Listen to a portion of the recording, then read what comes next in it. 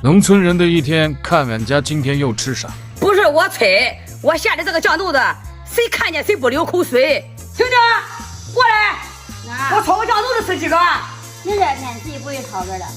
你看不见我这个化妆都好看吗？我来那个粗汉套装了，给你炒遍。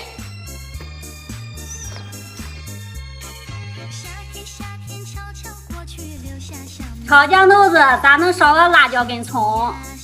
这是俺家的御花园，啥都不多，就是辣椒多。好久没吃过自己蒸的馍了，今天蒸一锅子馍。这绝对是酱豆子的灵魂伴侣啊！你搁板儿一点，可得带椒的。好。这搁板儿，跟老式的那种啊，你不搁板儿上哪有椒鱼呢？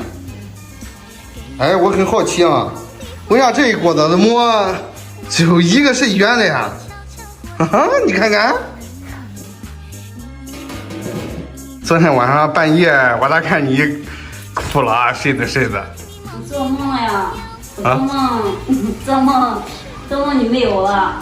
我没有了。就你死了。没然后小孩很可怜，我也很可怜。然后恁妈又不给我看小孩，我自己领2个小孩，然后我就难受的很行。我的梦都醒了，然后我的眼泪还一直在流。我说咋半夜醒了哭了呀？所以你要保护好自己身体，要照顾好自己。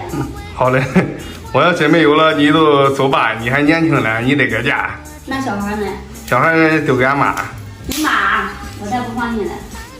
给几个小孩腌点鸡腿啥了吃，再和一点点稀饭。很多人都好奇这烧的玉米茶里面为啥和面。以前我觉得和面不好喝，现在我觉得和面贼好喝。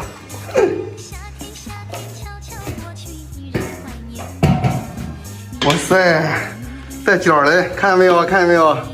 就这网上还有卖这种馍的嘞，就专门卖带角的馍，太神奇了，馍都敢上网卖了。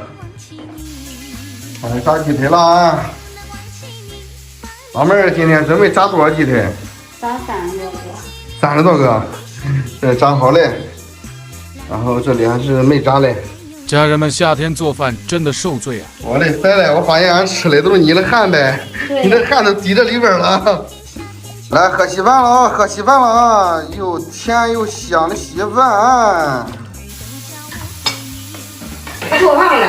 马上就好，就馍贴客气吧。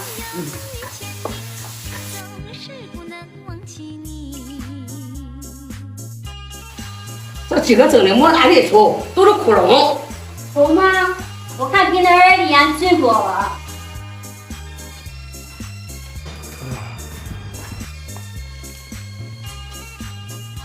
来了，吃鸡腿了啊！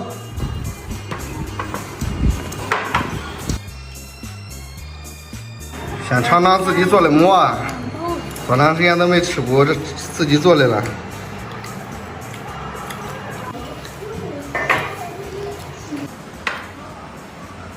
看见你吃啥都特别的香。